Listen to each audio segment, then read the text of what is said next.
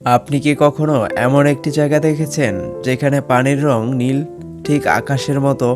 বাংলাদেশের সুনামগঞ্জ জেলায় আছে এমন এক আশ্চর্য সৌন্দর্য, নীল পানির নীলাদ্রি লেক।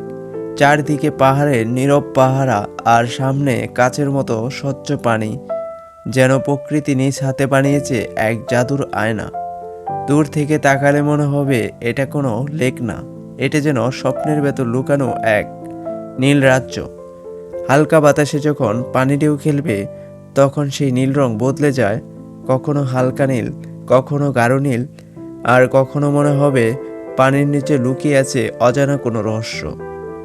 এখানে নৌকায় বসে ধীরে ধীরে এগুলে শব্দগুলো থেমে যায়, শুধু শোনা যায় হৃদয়ের ভেতরের এক শান্ত সুর।